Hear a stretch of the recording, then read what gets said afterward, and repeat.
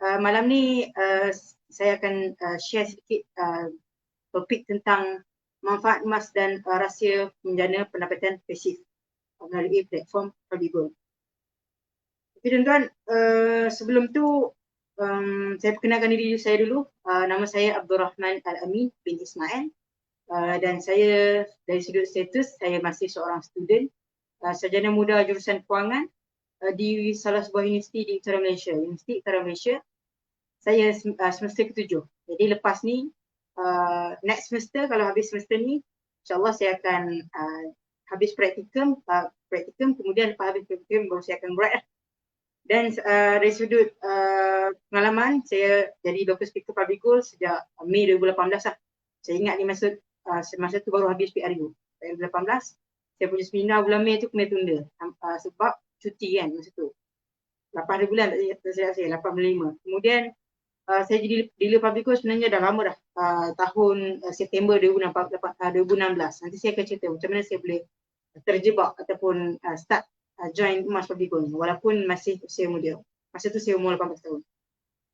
Dan dari September 2016 tu saya jadi saya semua simpan emas sendiri. Start pada Disember 2016 lah baru saya start sharing, kongsikan manfaat emas kepada lebih ramai orang kat luar sana dan juga fokus especially student lah. Kemudian saya jadi priority dealer November 2019. Priority dealer ni maksudnya tuan-tuan, saya dah guide lebih 250 penyimpan emas dan kebanyakan student lah. Kemudian September 2020 baru-baru ni saya sah status master dealer, founder master dealer, lebih 500 penyimpan emas di bawah bimbingan saya. Dari sudut pengalaman tuan-tuan, saya bukan orang paling expert tentang emas. Kalau tuan-tuan nak cari orang paling expert tentang emas, yang expert tentang emas adalah guru emas saya, Encik Zubri Syafi'i, dan juga guru emas Malaysia, Encik Syukur Hashim. Tapi dari sudut pengalaman, saya sudah membimbing lebih 900 penyimpan emas lah di Malaysia dan juga sedikit di Indonesia. Okey, ini seminar saya yang saya pernah anjurkan di Malaysia.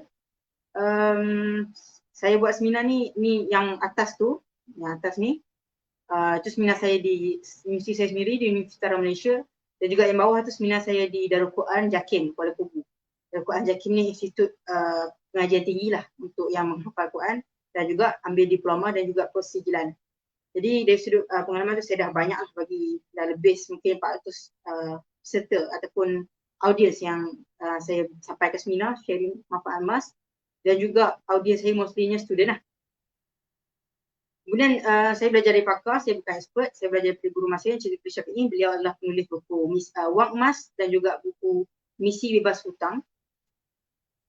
Pada sudut pengalaman, saya juga pernah ditumbual oleh Bernama Radio. Ini tahun lepas, bulan September, seingat saya, 1999. Saya dijemput oleh Bernama Radio untuk sampaikan sedikit manfaat tentang, saya pakai sedikit perkongsian ilmu tentang cara mengurus kewangan anak muda. Jadi tuan-tuan kalau nak tonton ulangan video ni boleh pergi ke FB page official Bernama Radio. Ini FB page saya yang atas, Abdul Rahman Al-Amin Ismail, dan yang bawah tu FB personal saya. Bezanya cuma ada sekang dekat Al-Amin tu. Dan juga FB personal saya ada bracket. Jadi kalau tuan-tuan nak tahu ilmu lebih lanjut tentang emas dan juga kewangan dan juga bisnes, boleh follow dan add friend saya, okey? Okey tuan-tuan, seminar saya malam ni saya akan dari sudut saya bila bercakap tentang emas, saya tak cakap tentang emas stand alone. Seminar malam ni saya bukan ajar tentang macam mana cara nak uji ketulinan emas, macam mana cara nak tahu emas 99, emas 996, tak. Bila saya sampaikan seminar dan saya sharing di Facebook dan juga di artikel dan di mana-mana media sosial, biasanya saya tak cakap tentang emas stand alone, tapi saya bercakap tentang bagaimana emas boleh membantu meningkatkan tahap ataupun kedudukan kewangan kita. Jadi tuan-tuan, sebelum kita bercakap tentang bagaimana emas boleh meningkatkan kedudukan kewangan kita, kita perlu tahu dulu hala tuju kewangan kita. Kita nak urus kewangan ni, kita nak bawa ke mana. Jadi tuan-tuan, dulu saya ingatkan matlamat kewangan ni yang kita boleh target. Saya ingatkan matlamat kewangan, contohnya ada orang tetapkan matlamat kewangan dari sudut pembelanjaan. Contohnya matlamat kewangan nak pergi menunaikan haji. Jadi kumpul duit simpanan untuk pergi menunaikan haji atau umrah. Matlamat kewangan yang lain, matlamat pembelanjaan lah, untuk kumpul duit untuk perkahwinan ataupun untuk beli rumah, dah banyak lagi lah. Tapi tuan-tuan, sebenarnya matlamat utama dalam kewangan pada saya adalah setiap daripada kita yang join sesi FB Live malam ni, mesti kita ada impian satu hari nanti kita tak kerja pun ada duit. duduk rumah dengan cucu ataupun duduk rumah dengan family, tak kerja pun kita ada duit kan. Setiap orang mesti ada impian macam tu. At least ketika usia kita bersara. Umur 50-an, 60-an dah tak nak kerja dah, duduk rumah pun ada duit. Pencen lah. Tak kerja ada duit ni tuan-tuan dalam istilah kewangan dipanggil sebagai financial freedom ataupun dalam bahasa Melayu disebut sebagai bebas kewangan. Jadi bebas kewangan ni adalah kedudukan kewangan di mana passive income kita, passive income bulanan kita melebihi kos sara hidup bulanan kita. Okey. Kalau Robert Kiyosaki dia bagi tahu dia disebut sebagai wealth ratio. Wealth ratio ni macam mana nak kira? Wealth ratio ni kita punya passive income, bukan active income, bukan gaji lah. Passive income ni maksudnya income yang kita dapat sama ada melalui pelaburan ataupun melalui bisnes. Maksudnya kalau kita kerja pun kita boleh dapat income. Income tu tetap berjalan. Passive income bahagi dengan pembelanjaan bulanan kita. Dan wealth ratio kita mesti atas 1. Itu Robert Kiyosaki punya formula lah. Bila kita wealth ratio kita atas 1, maksudnya kita dah boleh pencen. Walaupun usia kita masih 30-an, macam saya baru umur 22, kalau passive income bulanan saya dah melebihi kos sara hidup, umur 25 pun dah boleh pencen. Okey, tak perlu tunggu umur 50-an, 60-an baru nak pencen. Jadi tuan-tuan sebelum capai kepada checkpoint yang terakhir bebas kewangan, ini 5 checkpoint kewangan ni saya belajar dari mentor saya Encik Syafi'i dalam buku beliau Misi Bebas Hutang. Dari pengalaman beliau sendiri, dari pengalaman beliau bebas hutang, beliau gariskan at least setidaknya ada minimum 5 checkpoint untuk sebelum capai bebas kewangan. Jadi bebas kewangan ni adalah checkpoint yang terakhir. Sebelum kita capai kepada checkpoint bebas kewangan, dia ada 4 checkpoint yang kita perlu lepas satu demi satu serentak. Maksudnya sebelum capai bebas kewangan kita kena capai dulu tahap kewangan selamat, itu tahap keempat. Sebelum kewangan selamat kena capai dulu tahap yang ketiga iaitu bebas hutang, langsai semua hutang negatif.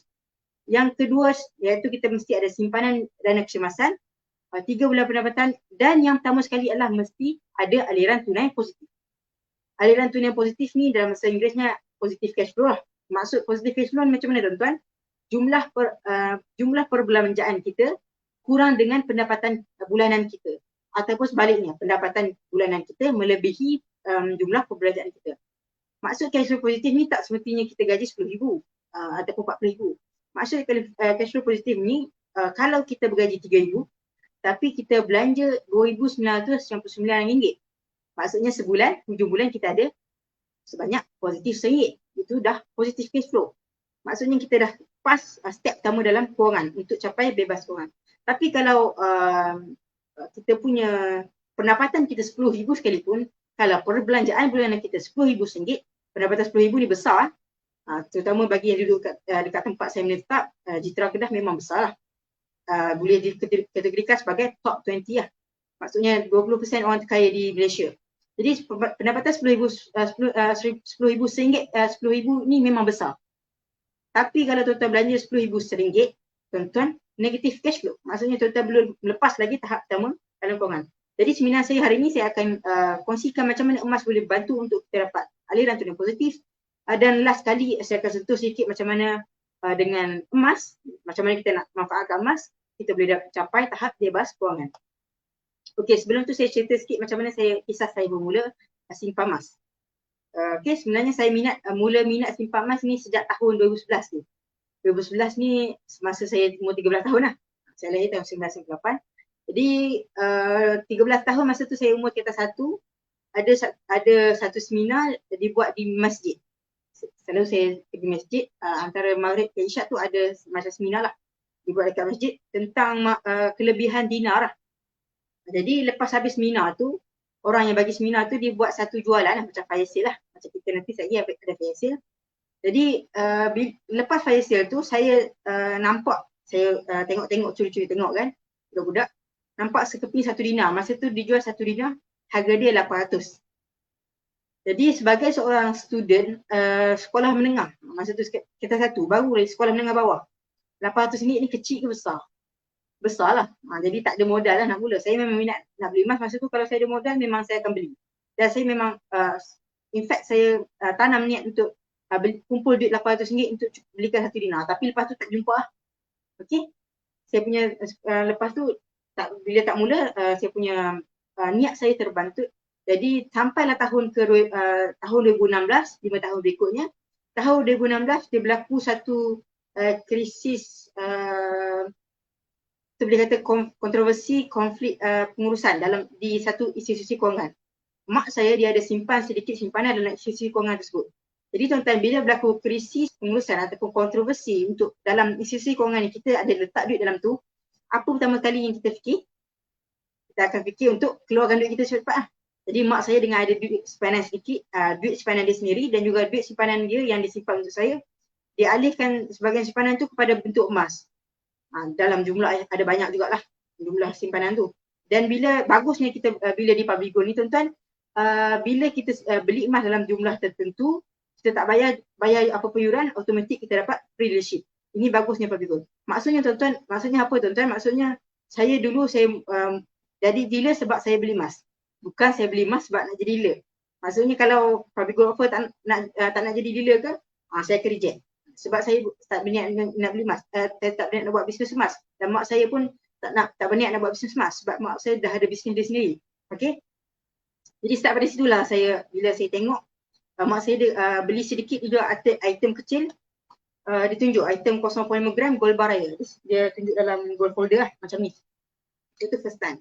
Macam gold folder macam ni, ini public gold keluarkan gold folder.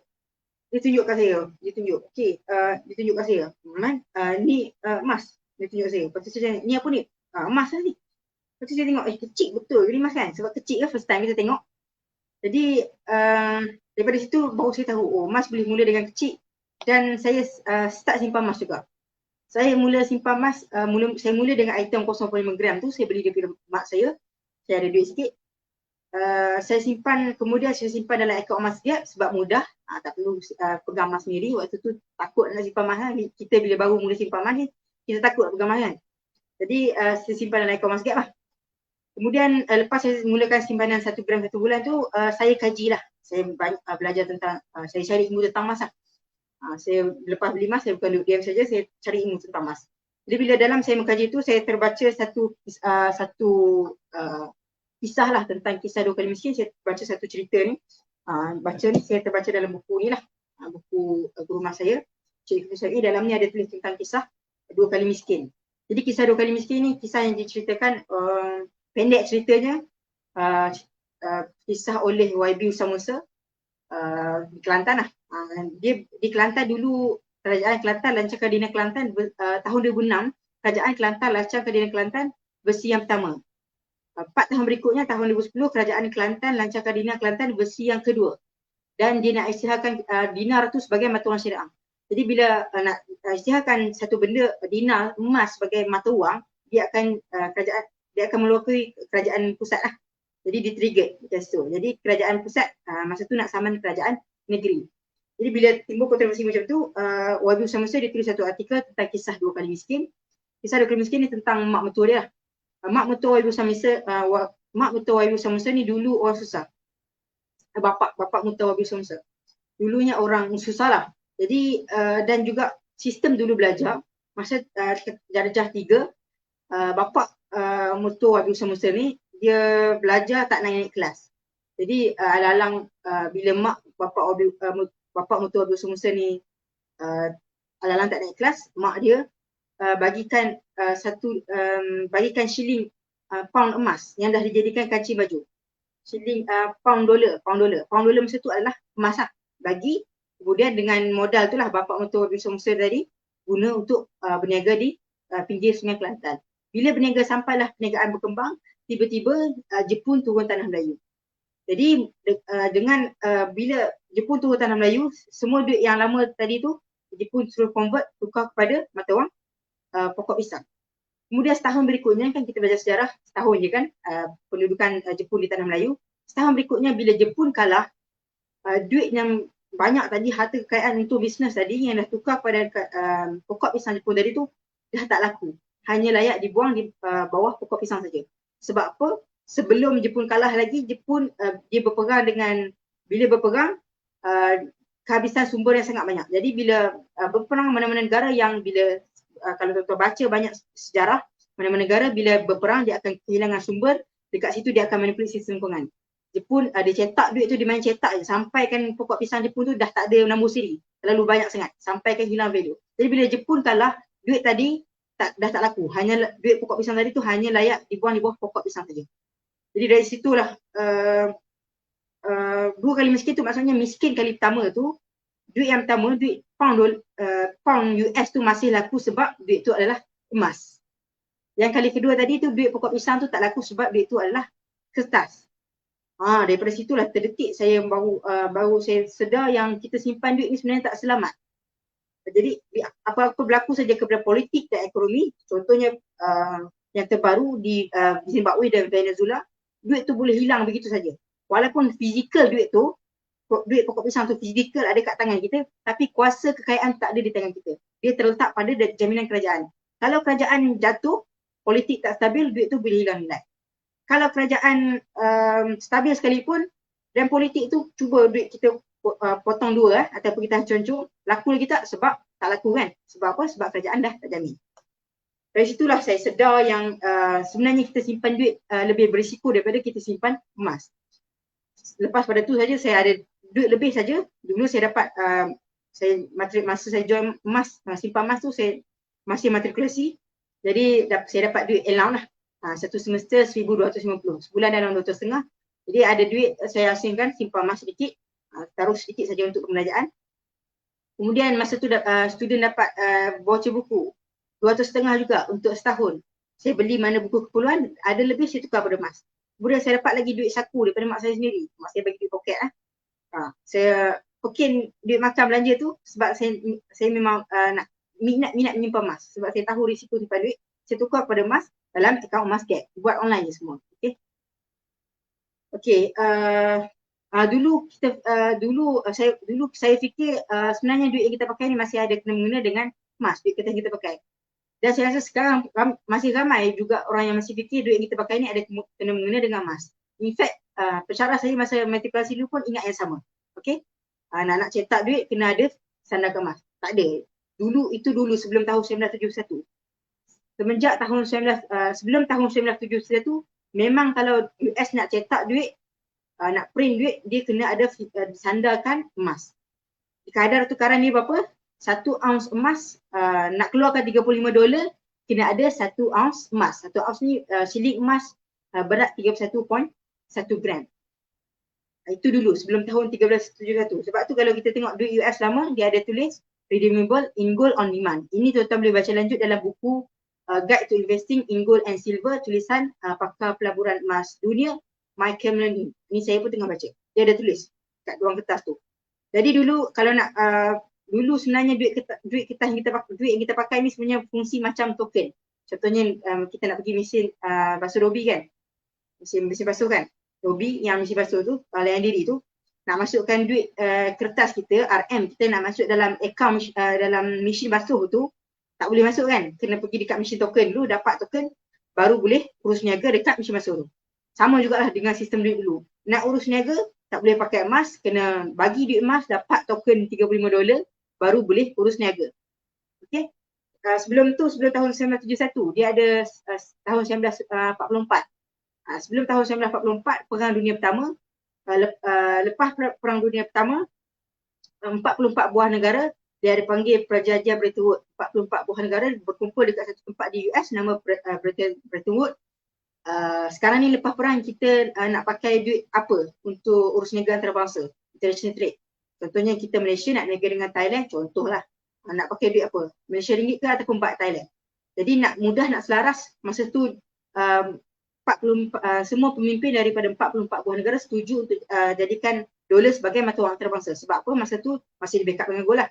Tapi lepas masa tahun 1971, bila US berperang dengan Vietnam, peperangan sangat lama, kita boleh tengok Google, dan tak menang lah. Jadi bila US berperang dengan Vietnam sangat lama, US pun kehabisan duit yang sangat banyak. Jadi masa tu US manipulate sistem kewangan, decide untuk putuskan hubungan dengan emas. Jadi US dah langgar perjanjian Bretton Woods. Lepas pada tahun 1971 tu lah, US dollar dah tak ada kena-mengena dengan emas. US boleh cetak banyak mana duit yang disuka. Tapi dia tak jadi hyperinflasi. Sebab apa? Sebab Jepun tadi tu dia guna untuk dalam negara. US ni guna untuk international trade. Jadi daripada situlah baru saya sedar yang sebenarnya duit yang asalnya adalah emas. Bukan duit kertas. Duit kertas tu hanyalah voucher saja bagi mewakili emas.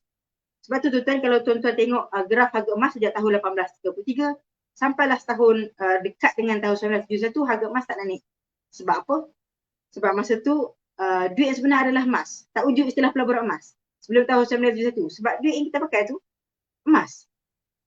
Hanya voucher saja. Maksudnya macam link dengan emas. Macam mana harga emas nak naik? Tapi lepas tahun 1971 harga emas naik macam nak. Sebab apa? Di sebalik kenaikan harga emas tu sebenarnya duit dolar yang makin jatuh. Ini graf harga emas sejak tahun 1973 lah. Harga emas dalam long term akan naik. Cuma dalam jangka masa pendek 1-2 tahun harga emas ada naik turun lah. Ini kalau tuan-tuan search tentang dolar punya value, dia akan ada tunjuk kat atas ni.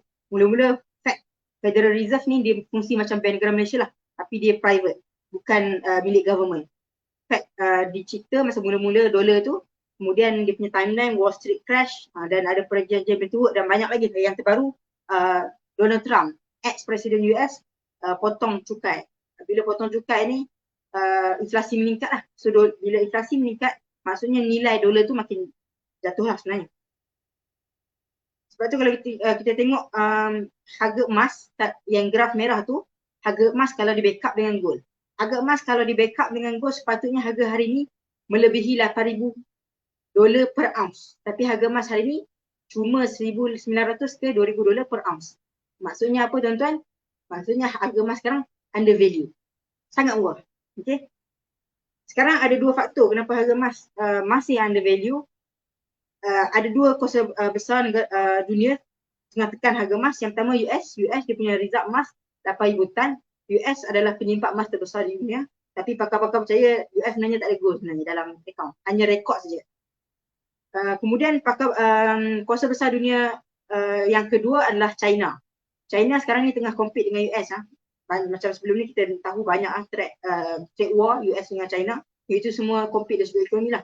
China bila nak compete dari sudut ekonomi, dia target nak reserve gold dia nak sama dengan US. Jadi China sekarang 1,900 tan dia punya reserve gold yang dia ada. Maksudnya 1.9 juta kilogram lah. Jadi China target dia nak cukupkan US dia punya reserve gold. Jadi China tengah tekan harga emas sebab dia nak beli emas banyak. Macam kita lah, kalau kita nak beli emas banyak, kita nak harga emas murah ke harga emas tinggi? Harga emas murah. Jadi China tengah tekan harga emas. Kemudian yang kedua US dia tekan harga emas sebab dia tak mau harga emas naik, sebab dia tak nak dolar jatuh. Sebab emas dengan dolar ni, gold dengan dolar ni dia inverse. Kalau emas naik, dolar akan jatuh. Jadi US tengah tekan harga emas. Dua kuasa besar ni tengah tekan harga emas. Once China dah break US punya record, masa tu China dah tekan harga emas, masa tu harga emas boleh pergi dia punya potensi sendiri. Kalau tuan baca dalam buku Guide to Investing in Gold and Silver, ada cerita pasal ni, okey. Jadi tuan-tuan, sebenarnya simpan emas ni sebenarnya harga emas tak naik. Tapi kuasa beli duit yang jatuh. Siapa yang faham ni dia takkan takut tentang naik turun harga emas. Sebab naik turun harga emas tu hanya soalan masa saja. Emas sebenarnya harga emas tak naik. Tapi duit yang jatuh. Jadi tuan-tuan, kalau tuan-tuan simpan emas, tuan-tuan sebenarnya tak kaya. Tapi tuan-tuan tak miskin. Sebab apa-apa berlaku pada politik dan ekonomi, tuan-tuan tak miskin, tak terlingkup. Nasihat daripada pakar kewangan Aziz Ali, dia bagi nasihat dalam buku Maharaja Wang. Saya dah baca buku Maharaja Wang. Dia kata jadi kaya itu penting, tapi yang penting adalah tak jatuh miskin. Kalau tuan-tuan simpan duit dalam akaun bank, mungkin tuan-tuan nampak dividen dapat 5%, kita nampak dividen 5%, oh kita rasa makin kaya sebab daripada 10,000 naik jadi 10,500. Tapi hakikatnya 10,000 sekarang adakah sama dengan 10,000 5 tahun lepas? Tak sama. Okey, apatah lagi 10 tahun. Tapi kalau tuan-tuan simpan emas, mungkin tuan-tuan tak nampak dari sudut dividen, tapi kenaikan harga emas tu boleh tampung penurunan nilai duit kertas. Dan apa yang lebih penting, apa-apa saja berlaku pada politik dan ekonomi, contohnya macam baru-baru ni COVID-19, pandemik, itu kita belajar banyak benda. Daripada situ kita boleh belajar banyak benda. Contohnya saham, aset-aset kertas yang lain semuanya jatuh. Tapi emas makin naik sebab dia mengimbangi kejatuhan nilai duit kertas. Okey. Jadi itu introduction. Kita ada masa dalam 30 minit. Saya akan explain tentang cara memanfaatkan emas. 5 cara memanfaatkan emas. Kemudian 4 cara menggunakan emas dan juga cara-cara bermula dengan emas. Yang pertama adalah cara memanfaatkan emas. Tuan-tuan, saya boleh bagi tahu emas ni bukan pelaburan yang paling perfect. Emas ada kelebihan, emas ada kekurangan. Alat kewangan lain ada kelebihan, alat kewangan lain ada kekurangan. Jadi nak membina kekayaan ni ibarat kita nak bina sebuah rumah. Dia tak ada satu alat yang boleh, dia kalau ada tukul saja tak siap sebuah rumah. Dia masing-masing kena ada tools, kena ada banyak tools. Jadi masing-masing berfungsi pada setiap masing-masing. Emas ada kelebihan, emas ada kekurangan. Contohnya kekurangan emas, emas tak ada dividen. Kalau tuan-tuan emas ada pendapatan, kalau tuan-tuan simpan saham ataupun tuan-tuan masuk dalam alat perbualan lain, mungkin tuan-tuan dapat pendapatan dari sudut dividen. Kalau tuan-tuan simpan dalam hartanah, kalau tuan-tuan menabur dalam hartanah, mungkin tuan-tuan ada pendapatan dari sudut sewaan, tapi emas tak ada pendapatan. Itu kekurangan emas. Tapi tak ada pendapatan bukan maksud emas tak berguna. Emas ada kelebihan lain, contohnya emas aset yang mobile. Kalau tuan-tuan beli hartanah, tuan-tuan tak boleh jual lah. Tuan-tuan tak boleh jual terus dalam sehari ni. Mungkin 6 bulan paling cepat ataupun menjangkaui lebih setahun. Dan banyak lagi lah kelebihan emas. Aset mobile, emas boleh elak bocor, emas boleh elak kejatuhan nilai mata wang, dan banyak lagi lah. Okay, jadi tuan-tuan kena dapatkan ilmu tentang emas, dan juga tuan-tuan kena tahu macam mana nak manfaatkan emas untuk fungsi untuk membina kekayaan lah. Jadi tak ada, dalam pelaburan tak ada istilah pelaburan perfect. Kalau tuan-tuan bandingkan contohnya pisau cukur dia tajam, tapi dia tak boleh potong pokok. Dan kapak tu pula dia kuat tapi dia tak boleh potong rambut. Maksudnya mungkin boleh lah tapi susah, sukar. Sama juga macam emas. Emas dia kalau nak banding dari sudut kenaikan ataupun keuntungan, mungkin dia ada kenaikan harga, tapi itu bukan kelebihan emas ataupun fungsi emas yang betul-betul dia punya fungsi. Okay? Maksudnya tuan-tuan kena tahu apa fungsi pelaburan masing-masing lah. Dan dengan ilmu tu tuan-tuan guna untuk membina kekayaan tuan-tuan. Jadi yang pertama cara tuan-tuan manfaatkan emas adalah menjadikan emas sebagai forgotten saving. Jadi tuan-tuan, asas dalam kewangan sebelum tuan-tuan melabur adalah, selepas tuan-tuan dapatkan ilmu tentang kewangan, adalah tuan-tuan mesti konsisten simpan, asingkan sebahagian simpanan setiap bulan secara berdisiplin. Tuan-tuan baca dalam mana-mana buku kewangan, saya dah baca lebih 10 buku kewangan. Bab pertama yang disentuh dalam kewangan adalah simpanan, bukan pelaburan. Kalau tak ada simpanan, tak boleh nak melabur. Okay? Ini asas dalam kewangan. Jadi tuan-tuan nak menyimpan ni, tuan-tuan mungkin tuan-tuan menyimpan, katakan tuan-tuan menyimpan RM200 sebulan. Tapi tuan-tuan kalau tuan-tuan simpan dalam bank, masalah kita ni bila simpan dalam bank, kita konsisten simpan contohnya RM200 sebulan. Tapi kalau cek, kita juga konsisten korek balik. Okay? Kita simpan awal bulan RM200 dah bagus lah. Tengah bulan kita korek balik. Jadi lama-lama simpanan kita tak bertambah. Kalau tuan-tuan simpan 1 gram 1 bulan, katakan contohnya sekitar 300. Tuan-tuan simpan 1 gram 1 bulan cukup. Tuan-tuan bandingkan dengan tuan-tuan simpan RM300 sebulan dalam akaun. Bulan ke-10 cuba tuan-tuan cek ada tak RM3,000 dalam akaun. Ramainya tak ada lah. Sebab bila kita simpan duit, kita selalu ingat-ingat. Kita nampak nombor, kita mudah belanja. Tambah pula hari ni hasil 11/11. Bila nampak banyak promosi, kita punya nafsu membuat-buat nak beli kan. Tapi kalau tuan-tuan simpan emas, saya percaya tuan-tuan, kalau tuan-tuan simpan duit dalam bank, tuan-tuan mungkin akan ingat. Tapi kalau tuan-tuan simpan 1 gram 1 bulan, saya percaya tuan-tuan akan lupa. Simpan, lupa. Simpan, lupa. Saya pun sekarang dah tak ingat dah berapa gram yang saya simpan. Saya akan ingat hanya bila bulan, contohnya bila nak bayar zakat. Ataupun contohnya bila nak jual emas ataupun nak tambah, ataupun biasanya bila nak bayar zakat lah. Setiap bulan Rabiul Awal saya akan cek bulan Rejab saya akan cek berapa jumlah simpanan saya. Itu bagusnya emas. Sebab apa? Sebabnya emas tak ada nombor. Kalau tuan-tuan simpan dalam ATM, tuan-tuan nampak nombor, contohnya tuan-tuan nampak 1,000, tuan-tuan nampak banyak.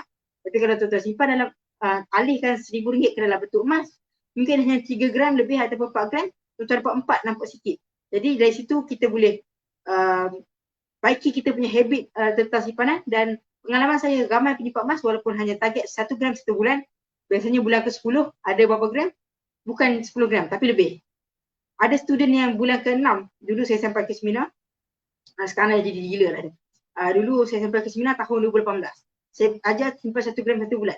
Kemudian bulan ke-6, penyimpan emas di Darul Quran tu, dia mesej saya, salam Encik Rahman, Saya Alhamdulillah, terima kasih ajar saya timpa emas. Alhamdulillah sekarang bulan ke-6 saya dah lebih 10 gram. 10 gram ni tuan-tuan harga sekarang sekitar harga masa tu pun sekitar 1,800. Kalau tuan-tuan tengok kajian daripada KWSP, 7 daripada 8% 7 daripada 8 orang rakyat Malaysia tak boleh simpanan. Tak boleh ada simpanan kecemasan walaupun RM1,000.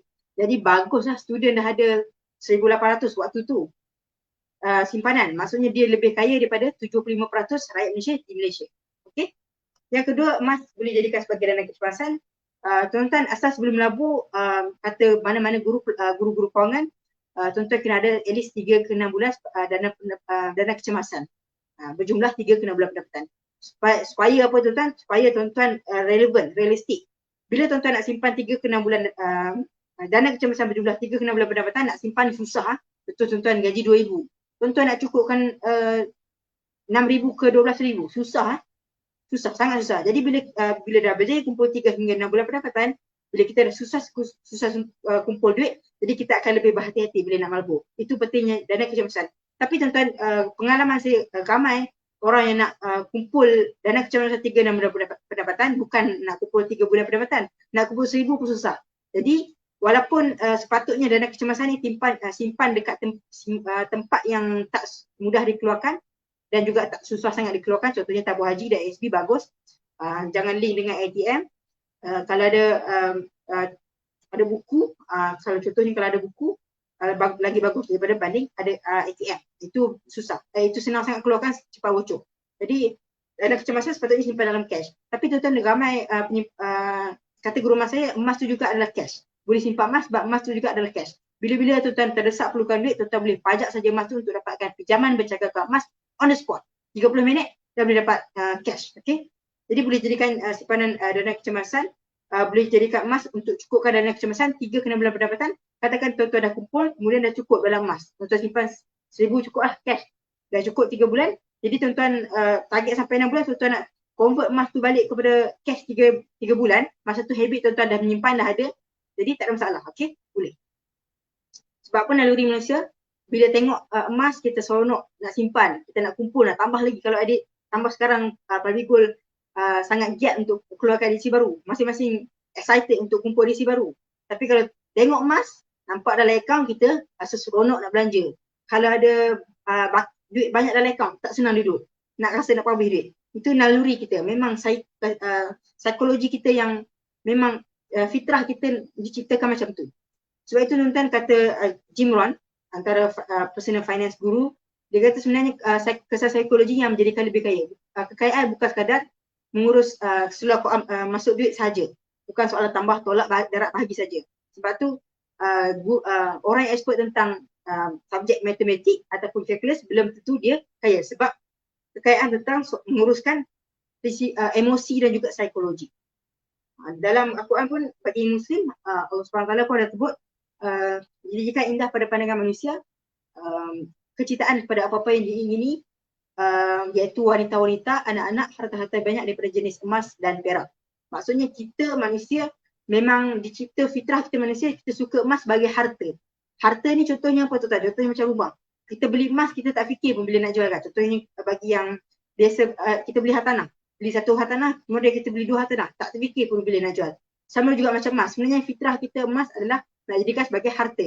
Bukan pelaburan. Itu apa yang disebut dalam Al-Quran. Kemudian emas boleh rawat, bagusnya emas, macam mana emas boleh cukupkan dana kecemasan adalah emas boleh rawat kebocoran wang. Sebab apa? Sebab bila kita beli emas, saya ada penyimpan emas yang cuma simpan 1 gram saja. Tapi 1 gram tu kekal sampai hari ni. Sebab apa? Sebab bila nak jual emas, kita kena buat apa dulu? Kita tak boleh guna untuk urus niaga kan. Contohnya nak beli karipap, tak boleh pakai emas. Tak terima. Jadi kita kena jual dulu. Jadi tempoh kita nak jual tu dipanggil sebagai tempoh bertenang. Saya ada banyak penyimpan emas yang cakap saya dia nak jual emas, tapi lalas sekali dia tak jual. Sebab apa? Sebab alah leceh dah nak jual, lalas sekali dia tak jual. Sebab apa? Sebab jadi bagusnya dia tak jual tu, akhir sekali simpanan dia kekal. Okay? Sebab tu kalau kita perhati banyak orang yang cuba perhati lah nenek-nenek kita ataupun mak-mak kita yang tinggalkan waris, yang tinggalkan harta kepada waris, kebanyakan adalah betul aset fizikal, rumah, tanah dan juga emas dan perak. Cash biasanya tak banyak. Kemudian yang ketiga, emas boleh juga sebagai simpanan jangka panjang. Ini teori 1 dinar seekor kambing dah famous banyak dealer dah promote. 1 dinar ni zaman Rasulullah iaitu 1400 tahun yang lalu boleh beli seekor kambing. Hari ni tuan-tuan 1 dinar harga sekitar 1200. Tuan-tuan cuba survey, tuan-tuan Google dalam tuan-tuan search dekat Google harga 1 dinar berapa harga pasaran, tuan-tuan cuba check. Kambing ni ada banyak saiz harga kambing, tuan-tuan cuba check. Tapi average harga kambing boleh dapat dalam 1000 ke 1200. Okey. Jadi maksudnya setelah 1400 tahun 1 dinar masih boleh seekor kambing. Maksudnya apa tuan-tuan? Maksudnya kuasa beli emas kekal, tak bertambah. 1 dinar boleh beli 100 ekor kambing tak? Tak boleh. 10 ekor tak boleh juga. Maksudnya kuasa beli emas kekal, tak bertambah ataupun tak berkurang. Ini ada disebut dalam hadis, panjang hadis ni. Nabi bagi 1 dinar kepada sahabat Nabi nama Urwah untuk belikan 1 dinar untuk beli kambing. Bagi 1 dinar kepada sahabat. Kemudian dalam perjalanan sahabat Nabi ni, Urwah ni, dia businessman. Dia beli nego sampai dapat 1 ekor kambing, 1 dinar boleh dapat 2 ekor kambing. Kemudian dalam perjalanan pulang, sahabat Nabi ni, Urwah ni, dia boleh jual pula 1 kambing tu dalam 1 kambing tu dengan 1 dinar. Jadi dia dapat 1 dinar kat tangan dia dengan 1 ekor kambing. Dia bagi kepada Rasulullah, kemudian Rasulullah dia bagi kepada Rasulullah, nah ini kambing dan juga nah ini 1 dinar. Jadi Rasulullah doakan perniagaan Urwah ni diberkati. Kemudian dari sudut kajian pakar juga dalam buku The Golden Constant daripada Prof. Roy W. Jestem, dia buat kajian tentang berdasarkan data indeks harga barang pada tahun 1560 dengan 27. Harga barang pada tahun 1560 ni masa tu mata wang yang dipakai adalah emas. Jadi hasil kajian di US dan UK, England dan Amerika, dia kata kami mendapati bahawa kuasa beli emas pada pertengahan abad ke-20 hampir sama dengan daya belinya pada pertengahan abad ke-17. Maksudnya setelah 300 tahun kuasa beli emas kekal. Kalau duit kertas tuan-tuan simpan RM10,000 sekarang, tuan-tuan agak-agak apa akan jadi 10 tahun akan datang, boleh dapat tak barang sama? RM50 hari ni pun kalau banding dengan 10 tahun ataupun 20 tahun lepas boleh penuh 1 troli. Tapi sekarang apa boleh dapat? Mungkin boleh dapat 2 saja. 2 barang saja. Botol minyak masak 2 botol ya. Itu baru 10 tahun. Belum cerita tentang 300 tahun, apatah lagi 1400 tahun.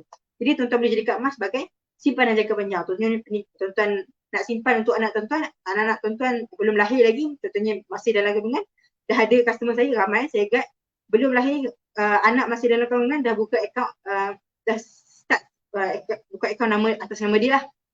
Kemudian start simpan 1 gram.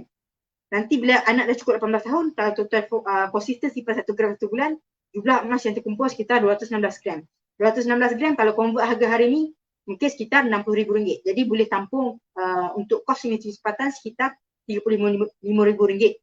Ini universiti swasta, belum cerita kerajaan lagi. Kemudian kos pengajian tinggi, kredit kepada dealer Publigo yang buat poster ni, saya dapat ni pada Tuan Aziz Rudi. Kalau tuan-tuan perhati, kos untuk pendidikan pengajian tinggi untuk jurusan perubatan. Tahun 2000 kos untuk lahirkan seorang doktor sekitar RM160,000. Tahun 2020, maksudnya tahun ni, kos untuk lahirkan seorang doktor sekitar RM400,000. Maksudnya kalau ikut dalam ringgit, kos tu dah naik sekali ganda. Tapi kalau dah ikut emas, harga emas masa tahun 2000, RM38 segram. Harga emas tahun 2020 dah RM260 per gram. Hari ni, harga terendah hari ni pun dah 274. Sebelum ni pun dah pernah capai RM300 per gram. Jadi kalau convert dalam bentuk emas, tahun 2000 kita perlukan 4 kilo untuk lahirkan seorang doktor. Tapi tahun 2020 kita hanya perlukan 1.5 kg. Sebab harga emas dah naik 4 kali ganda, jadi seolah-olah kos pengajian tinggi untuk lahirkan seorang doktor untuk jurusan perubatan dah jatuh sebanyak 60%. Sedangkan kalau dalam ringgit kita, kalau kita simpan, dah naik lebih 100%. Okey. Jadi tuan-tuan untuk jangka panjang, jangan simpan dalam bentuk emas. Tuan-tuan simpan dalam bentuk emas, jangan simpan dalam bentuk cash. Tuan-tuan simpan dalam bentuk cash tu, tuan-tuan simpan untuk dana kecemasan 3 ke 6 bulan pendapatan saja. Selebihnya simpan dalam bentuk emas. Ada apa-apa duit saja untuk tuan-tuan agak-agak tak pakai dalam tahun 2 tahun ke atas, ni saya selalu pesan kepada saya punya audis dekat Twitter. Ada apa-apa duit yang agak-agak tak pakai untuk 2 tahun ke atas ataupun tak guna, tak rasa nak guna invest untuk bisnes, tukar je pada bentuk emas. Itu tempoh selamat untuk at least bagi untung lah. ataupun boleh jadikan emas untuk persediaan tamat belajar. Ini saya selalu sarankan kepada rakan-rakan mahasiswa. Satu semester ada sekitar 4 ke 6 bulan, jadi satu semester tu simpan sekitar 1 dinar. Jadi untuk habiskan pengajian ijazah kita ada 8 semester, jadi 1 dinar kali 8, satu semester 1 dinar kali 8 semester kita ada 8 dinar. 8 1 dinar sekitar 4.25 gram lah shilling emas. Jadi 8 dinar kalau kali dengan 4.25 gram dapat sekitar 34 gram. 34 gram ni harga hari ni mungkin sekitar RM9,000. RM9,000 ni banyak tuan-tuan. Untuk mulakan hidup baru pada saya tak banyak. Tapi at least ada something lah. Kalau nak mulakan bisnes, sementara tunggu dapat kerja mungkin boleh mulakan bisnes. Sebab kos untuk mulakan bisnes yang ideal kata guru bisnes Puan Ainun hanya RM2,000 saja. Lebihnya hanya kita membakar modal. Itu bagi mulakan bisnes lah. Kalau kembangkan bisnes boleh lebih. Jadi tuan-tuan dengan RM9,000 tu kita rakan-rakan mahasiswa, rakan-rakan graduan boleh mulakan untuk mulakan bisnes ataupun gunakan kos untuk cari pekerjaan. Nak duit itu untuk perniagaan. Kemudian untuk pergi ke haji sama juga. Kos pergi haji dulu RM8,000 setelah disubsidi kerajaan tahun 2000. Bawa ke tahun 2020 kos pergi haji naik sedikit. Ini setelah disubsidi kerajaan lah. Kalau tak subsidi RM40,000. Tapi setelah disubsidi kerajaan tinggal RM9,000. Naik sekitar RM1,000 lebih lah. Tapi kalau dalam bentuk emas tahun RM2,000 kita hanya perlukan 224 gram dengan harga emas masa tu RM38 per gram. Tapi tahun 2020 kita hanya perlukan 39 gram. Maksudnya kalau kita masih simpan emas, contohnya tahun 2000 kita dah ada emas 224 gram, kita masih simpan emas tu tak usik, tak jual dah masuk pelaburan lain. Tahun 2020 kita bukan saja boleh pergi emas untuk satu orang, satu kepala, tapi boleh pergi seorang dengan satu family kecil. Maksudnya suami isteri dan dengan anak, 2 orang anak kecil. Okay. Kemudian yang keempat tuan-tuan, emas boleh jadikan sebagai wealth protection. Maksudnya pelindung kekayaan. Pelindung kekayaan ni maksudnya macam insurans kekayaan tuan-tuan lah. Tuan-tuan beli rumah, kita ada MR, saya tak familiar dengan istilah tu. Maksudnya insurans rumah tu lah. Ataupun diri kita ada contohnya medical card, kita ada insurans kekayaan tuan-tuan. Kekayaan kita pun kita kena ada insurans. Kata pakar kewangan Aziz Ali, setiap dari kita mesti simpan 10% daripada net worth kita dalam bentuk emas. 10% ni sebagai net worth. Maksudnya anything berlaku pada politik dan ekonomi, mana-mana aset kewangan, aset fizikal sekalipun akan terkesan, terjejas. Tapi yang tak akan terjejas hanyalah emas dan juga perak. Jadi anything berlaku pada politik dan ekonomi, 100% contohnya kita ada 1 juta, 900,000 tadi akan terjejas. Mungkin hilang. Tapi 10% dengan 10% iaitu 100,000 itulah kita insurans kekayaan kita boleh guna itu untuk mulakan hidup baru selepas apa-apa berlaku pada kegawatan ekonomi. Dalam buku Maharaja Wang ni, Aziz Ali ada cerita panjang lebar cara macam mana. Buku Maharaja Wang ni saya boleh katakan compilation lah daripada banyak buku beliau tentang kewangan.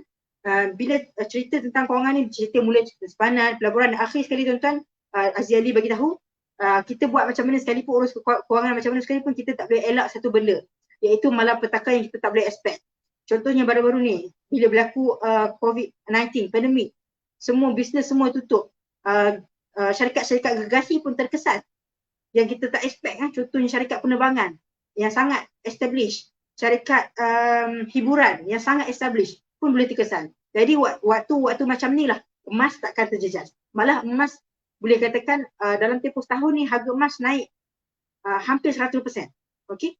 Sebab dia imbangi kejatuhan kekayaan yang lain. Ini berapa banyak perlu simpan emas?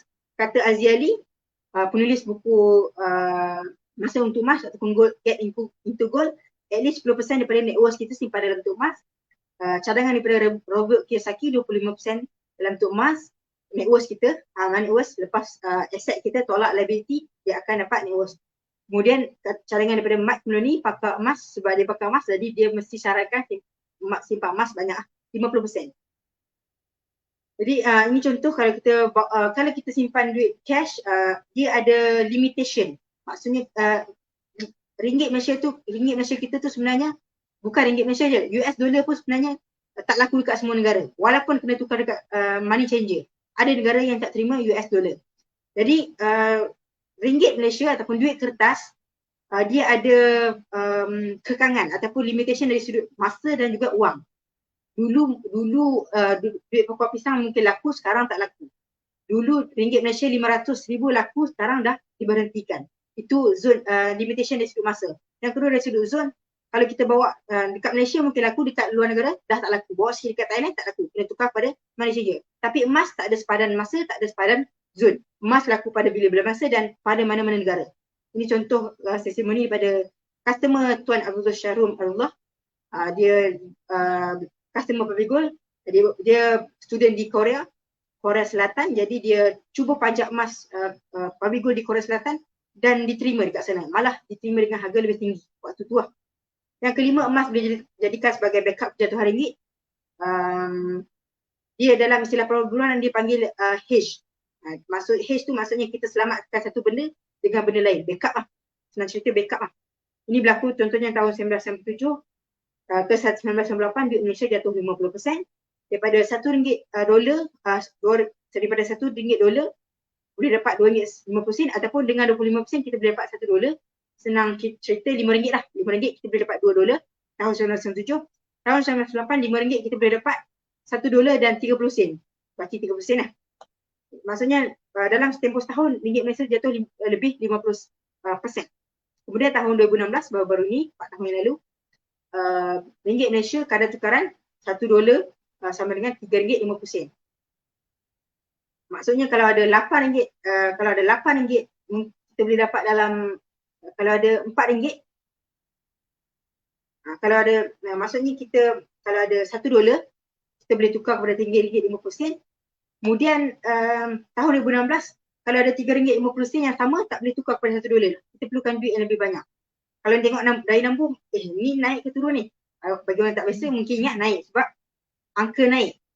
Jadi kita tertipu dengan nombor. Sebenarnya duit Malaysia jatuh sebab kita perlu gunakan duit yang banyak untuk dapatkan $1 yang sama.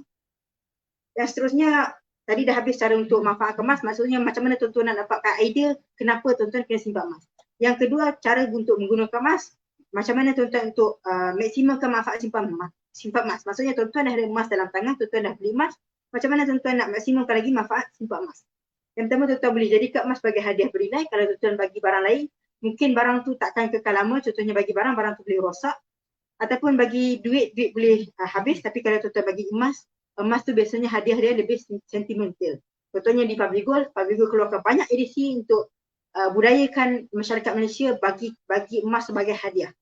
Yang kedua, emas bolehkan sebagai mas kahwin. Instead of kita jadikan dinar sebagai instead kita jadikan mas kahwin dalam bentuk contohnya 10,000 ataupun 12,000, kita boleh jadikan mas kahwin buat dalam bentuk dinar, 10 dinar. Dan bagusnya bila jadikan dinar sebagai mas kahwin dalam bentuk dinar ni, biasanya mas kahwin tu kekal lama. Kalau bagi dalam bentuk cash 12,000 mungkin takkan kekal lama duit saving tu. Masuk saja rumah baru nak kena bayar duit rumah sewa, biasanya duit akan habis. Tapi kalau simpan dalam bentuk dinar, bagi mas kahwin dalam bentuk dinar, kalau perlukan duit kita akan pajak. Kemudian ada duit kita akan terus balik. Akhir sekali mas kahwin tu akan kekal. Seterusnya emas boleh sebagai alat untuk bagi pinjam orang.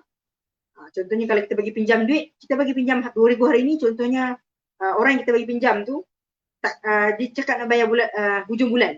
Tiba-tiba hujung bulan tak bayar lagi. Tak tahu, dia cakap hujung bulannya tapi tak tahu bulan bila. Sampai kadang-kadang berlaku sampai 5 tahun. Jadi tuan-tuan, kalau kita pinjamkan duit RM2,000, RM2,000 hari ni, RM2,000 5 tahun akan datang dah tak sama dengan RM2,000 hari ni. Dari sudut itu, kita sebagai peminjam kita dah kerugian. Dia sebagai yang meminjam, dia pula yang senang bayar. Maksudnya dia rasa duit yang dibayar tu tak ada. Sistem kita tak ada sebenarnya sistem duit. Jadi daripada instead of kita bagi pinjam RM2,000, kita boleh bagi pinjam contohnya 10 gram, nanti bayar balik dekat aku, bayar 10 gram emas yang sama, keturunan yang sama. Nak buat apa dengan emas tu pulang dia. Itu bagusnya emas, kita boleh selamatkan nilai dia. Kita bagi pinjam, kita sebagai peminjam tak rugi.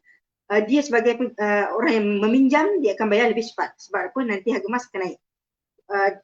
Tapi kata guru-guru kewangan, sebaiknya jangan bagi pinjam lah. Sebab biasanya bagi pinjam, kalau jenis yang meminjam ni, pinjam emas pun, emas tu akan hilang. Emas tu akan habis.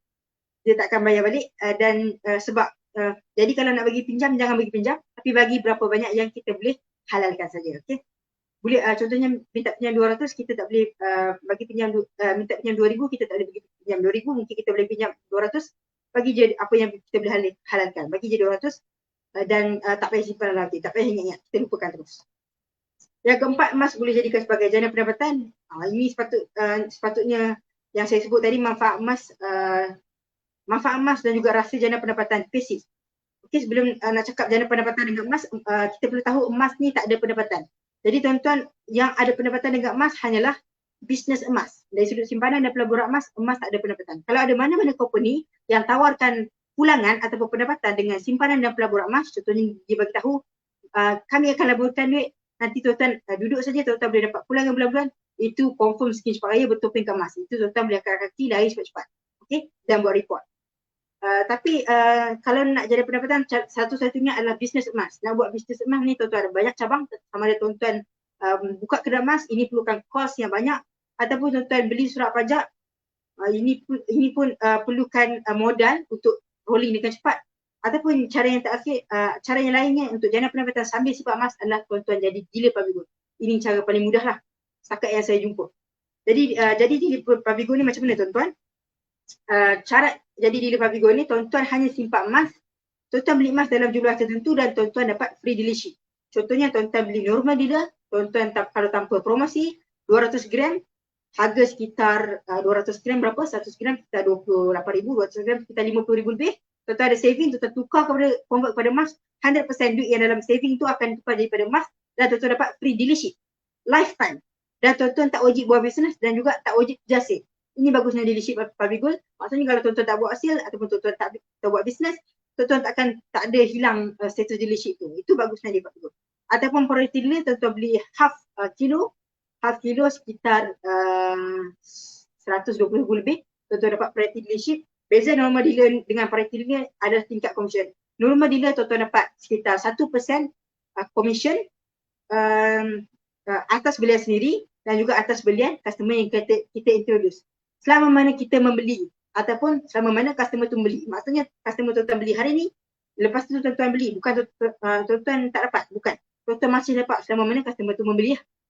Kemudian priority dealer 1.5% atas belian sendiri dan juga atas belian customer yang tuan-tuan introduce. Yang terakhir sekali adalah master dealer. Ini cara tuan-tuan tak perlu beli, tuan-tuan boleh dapat free saja. Tapi tuan-tuan kena perkenalkan 300 penyimpan emas di bawah bimbingan tuan-tuan. Kemudian tuan-tuan dapat free status master dealer. Master dealer ni lagi tinggi, 2%. Okey. Jadi tuan-tuan, macam mana tuan-tuan boleh buat keuntungan dengan simpan emas? Tuan-tuan nak simpan emas sekarang ni sangat mudah. Customer public good sekarang ni dah ada 300,000. Dari sudut customer base public good dah sangat strong. Tapi tuan-tuan peluang untuk tuan-tuan introduce kepada orang ramai masih banyak lagi. Rakyat Malaysia mungkin ada lebih 30 juta. Maksudnya hanya 1% saja yang kenal, yang dah beli emas public good. Ada lagi 99%. Itu baru market Malaysia tuan-tuan. Kita belum kira lagi market Indonesia. Indonesia lagi 10 kali ganda, 10 kali lipat. Kalau orang Indonesia bilang 10 kali lipat market ni daripada Malaysia. Maksudnya tuan-tuan market untuk tuan-tuan buat dealership emas ni, customer base public good sangat strong. Dan juga tuan-tuan, betul tuan-tuan kalau tuan-tuan jadi dealer sekarang ni orang dah ramai kenal public good dan ilmu tentang emas di social media dah banyak sangat. Tinggal tuan-tuan nak introduce dekat mana saja, orang dah nak beli emas tu ramai, tinggal tuan-tuan nak introduce. Tuan-tuan kongsikan, tuan-tuan beli emas dengan public good dan tuan-tuan suka dengan dengan servis dan produk yang public good offer dengan tawaran. Jadi tuan-tuan share. Kalau kita beli barang, contohnya kita beli kat online shopping platform, kita akan cerita juga kan. Contohnya barang apa bagus, kita akan cerita juga. Itu perangai kita. Perangai kita ni suka cerita apa yang kita suka. Walaupun tak ada bayar. Apatah lagi kalau tuan-tuan jadi dealership public good, tuan-tuan jadi dealer public good, tuan-tuan hanya cerita apa yang tuan-tuan suka. Tuan-tuan tak perlu pegang stok. Jadi macam mana tuan-tuan rahsia pendapatan pasif ni yang ramai orang kat luar tak tahu, yang saya dah dimati sekarang. Plannya adalah tuan-tuan perkenalkan, tuan-tuan target dalam masa 3 ke 5 tahun, tuan-tuan introduce 1000 penyimpan emas dengan public good. 1000 penyimpan emas ni bagi yang baru mungkin rasa susah, tapi 1000 penyimpan emas ni tuan-tuan cuma perlu fokus perkenalkan kepada 1 ataupun 100 yang pertama. Bila dah tuan-tuan dah ada ilmu, tips untuk jadi dealer public good ni tuan-tuan kena dapat ilmu. Apa yang membezakan antara top dealer dengan dealer biasa adalah ilmu. Okey. Jadi tipnya adalah tuan-tuan ajar orang simpan emas 1 gram 1 bulan saja. Emas ni produk simpanan, mudah nak ajar. Tak macam tuan-tuan buat bisnes lain. Tuan-tuan kena expert, contohnya tuan-tuan ajak tentang produk kesihatan. Tuan-tuan nak kena tahu khasiat lah, side effect lah.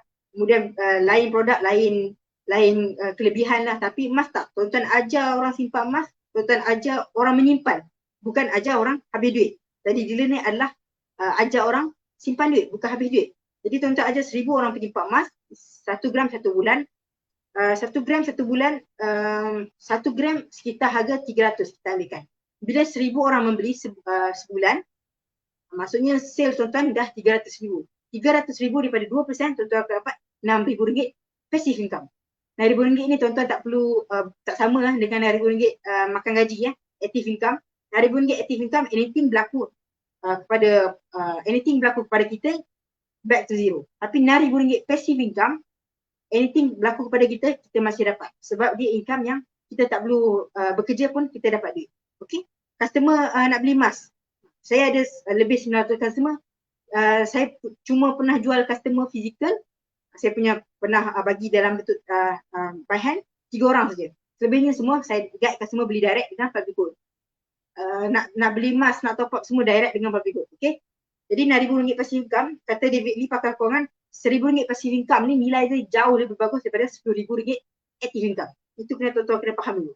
Kemudian tuan-tuan, kalau tuan-tuan ada 5,000 penyimpan emas, contohnya guru saya, Encik Kubi Syamil, dia dah ada 5,000 penyimpan emas yang educated, independent bawah bimbingan dia, passive income dia minimum RM30,000 sebulan.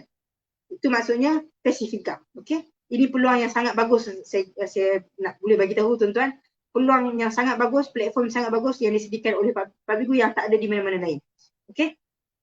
Jadi nilai sebenar passive income adalah contohnya kalau tuan-tuan kerja dengan pegawai kerajaan, ini cara paling relax tapi makan masa 30 tahun. Tuan-tuan kerja contohnya 30 tahun, gaji tuan-tuan RM10,000. Tuan-tuan dapat pencen sekitar 60% daripada gaji, dapatlah RM6,000. Ataupun kalau gaji RM8,000 mungkin tuan-tuan dapat tak sampai pun RM6,000, RM4,000 sebulan. Itu passive lah, duit pencen lah. Ataupun nilai RM6,000 passive income seolah-olah tuan-tuan ada hartanah yang bernilai 1.5 juta yang habis dibayar. Bukan yang masih hutang lah. Kalau tuan-tuan buat pelaburan hartanah tapi tuan-tuan masih ada hutang, anything berlaku saja tuan-tuan macam pandemik sekarang, ramai pelaburan hartanah yang terkesan sebab hutang. Tapi nilai passive income ni seolah-olah tuan-tuan ada sebuah hartanah yang bernilai 1.5 juta lebih yang dah habis dibayar. Itu nilai passive income. Dan bagusnya tuan-tuan jadi dealer public good ni, tuan-tuan buat bisnes bukan buat seorang-seorang. Tuan-tuan ada team, tuan-tuan ada rakan dealer lain dan tuan-tuan boleh associate. Dan juga yang bagusnya adalah tuan-tuan dapat bimbingan melalui mentorship daripada top dealer public good dan pakar emas dan pakar kewangan di Malaysia. Contohnya saya selalu kadang-kadang saya tengok kawan-kawan mahasiswa saya yang lain saya tengok kesian bila buat bisnes tak ada bimbingan, tak ada siapa nak rujuk. Kadang-kadang down, kita tak ada tempat nak cari tempat untuk bergantung. Kalau ada apa-apa start bisnes, kita tak tahu siapa nak tanya. Tapi kalau dalam public good ni, tuan-tuan jadi saya jadi dealer, tuan-tuan fokus nak buat bisnes, nak dapat passive income RM6,000 sebulan, ada mentor yang akan guide tuan-tuan. Contohnya saya bekerja rapat dengan mentor saya, Encik Syafie, ataupun tuan-tuan selain pada mentor Encik Zul, ada lagi mentor lain dan juga contohnya kita ada pakar pelaburan emas Malaysia, Encik Syukur Hashim. Ini beliau orang yang paling expert, orang nombor 1 yang expert di Malaysia. Beliau juga adalah dealer public good dan top dealer. Jadi bagusnya tuan-tuan, ini sangat peluang yang sangat bagus. Tuan-tuan saja bukan saja buat bisnes emas, malah bukan saja buat bisnes yang try and error, tapi kita dah ada platform yang dah jalan, yang dah disediakan. Tinggal kita nak buat dengan tak buat saja. Okay.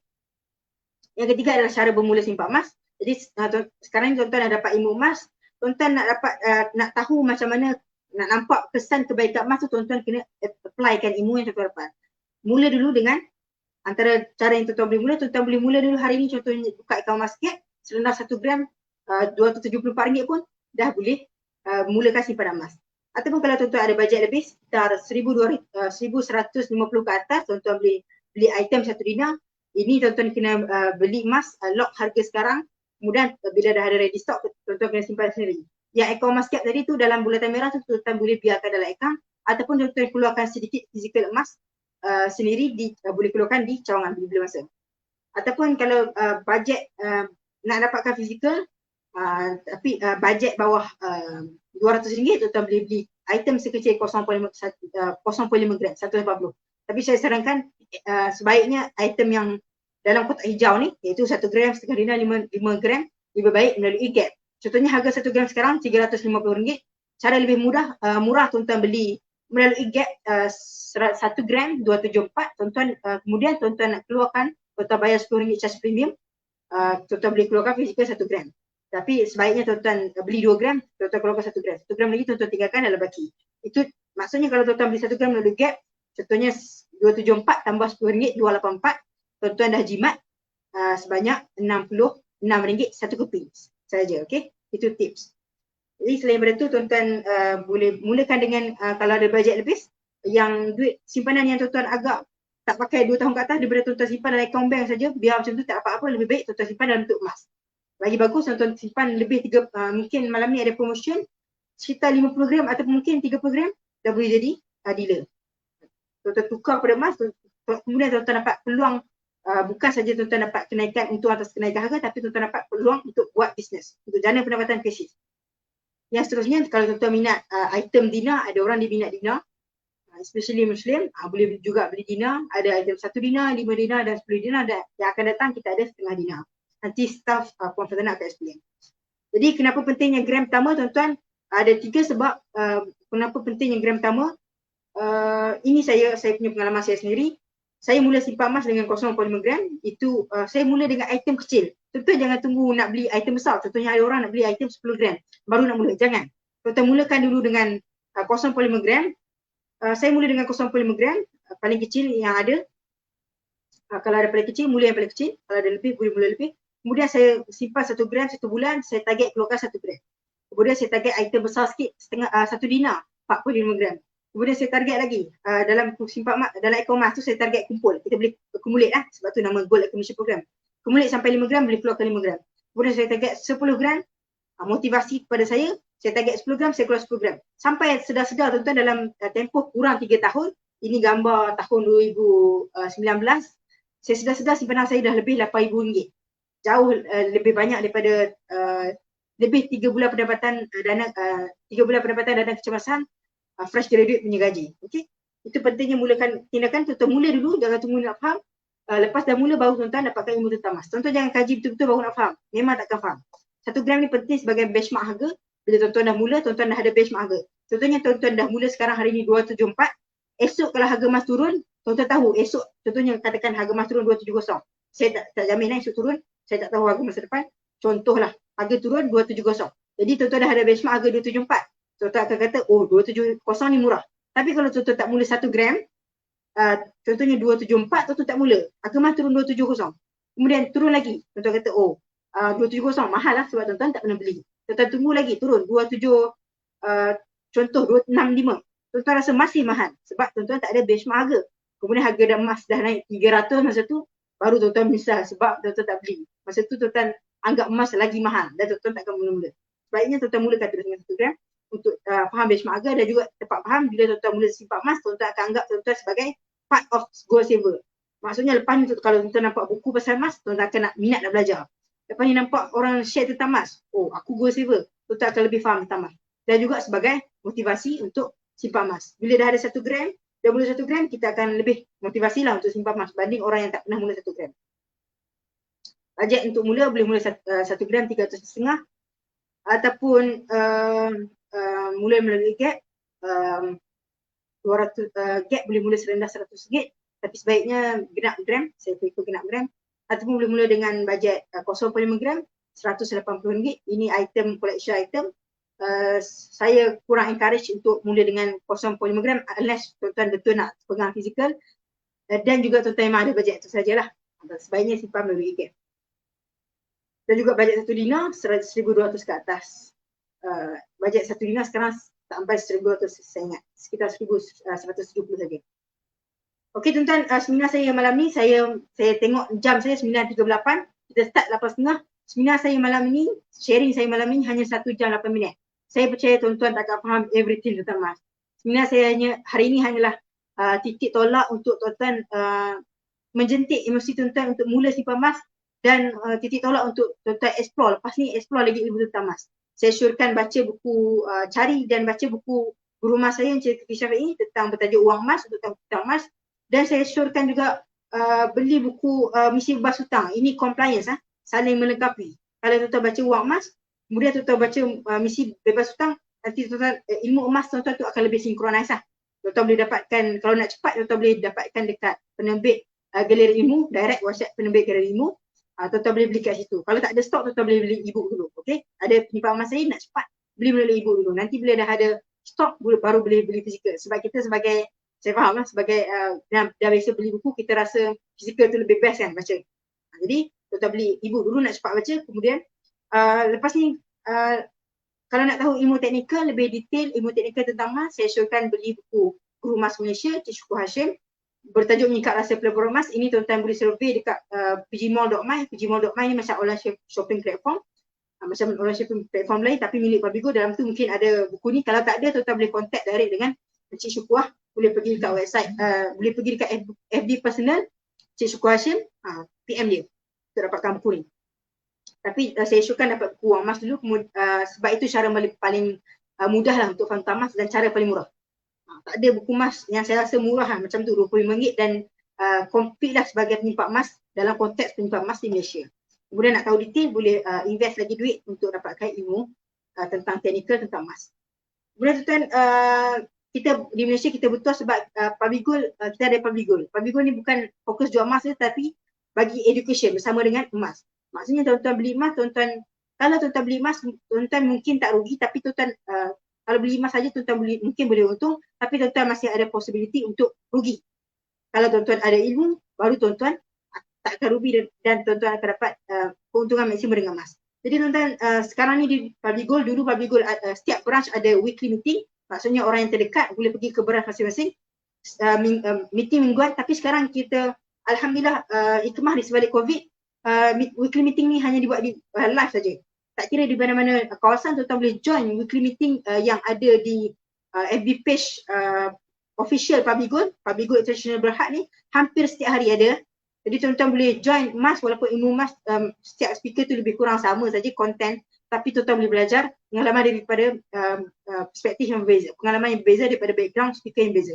Contohnya saya cakap tentang emas dari sudut kewangan dan juga dari sudut perspektif student, macam mana dengan emas boleh membantu saya untuk mengukuhkan simpanan dan juga menjana pendapatan. Walaupun sebagai student saya dah ada income yang kukuh, saya memang target grad nanti saya tak cari pekerjaan, tak ada job hunting, saya memang fokus dengan bisnes Pabigo saja. Okay? Itu contohlah kalau tuan-tuan belajar daripada pengalaman saya. Pengalaman orang lain mungkin ada background doktor mungkin, ataupun suruh rumah, tuan-tuan suruh rumah, tuan-tuan boleh relate dengan speaker yang background suruh rumah. Okay?